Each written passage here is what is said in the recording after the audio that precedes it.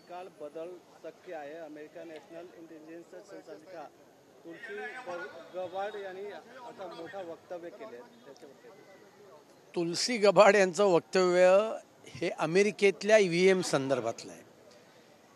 भारतातलं EVM इंटरनेटशी जोडलेलं गेलेलं नाही आहे. फॉरेनमध्ये अनेक ठिकाणी EVM जी असतात ती नेटशी कनेक्टेड आहेत. पण ज्यांच्या डोक्यामध्ये बुद्धीचा प्रकाश पडत नाही आहे त्या इथल्या काँग्रेसवाल्यांना आणि उभाटाच्या लोकांना याच्यावरनं आनंद वाटतो आहे. आणि EVM हॅक करता येत नाही हे वारंवार सिद्ध झालं आहे. 4 वर्षापूर्वी सर्वोच्च न्यायालयाने सर्व पक्षांना सांगितलं की हॅक होत असेल तर आमच्यासमोर येऊन डेमो करा.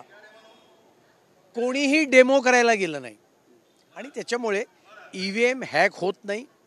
EVMची सुरुवात ही 1980 साली काँग्रेसच्या काळात झाली आणि कर्नाटकमध्ये हिमाचलमध्ये काँग्रेसवाले निवडून गेले.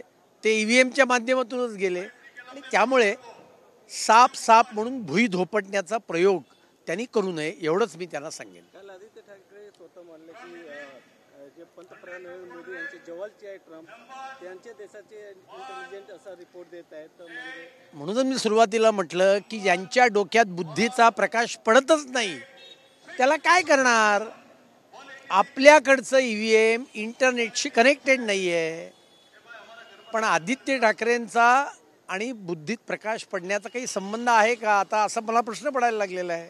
आणि त्याच्यामुळे आपल्याकडे सर्वोच्च न्यायालयाने जेव्हा सांगितलं तेव्हा का कोणी गेलं नाही.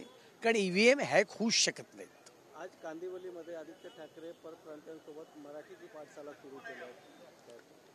नाही, आदित्य ठाकरेंनी अन्य प्रांतीयांना मराठी शिकवण्याच्या आधी मुंबई महानगरपालिकेच्या मराठी शाळा बंद करून त्या इंग्लिश मिडियमच्या का केल्या हे त्यांनी जनतेला मुंबईच्या सांगावं.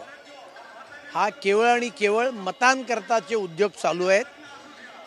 मराठीच्या नावावर तुम्ही तुमची घरं भरलीत हे राजकारण मराठी मनुष्याला सुद्धा कळून चुकलेलं आहे आणि जे मराठी भाषिक नाहीत त्यांना सुद्धा कळून चुकलेलं आहे.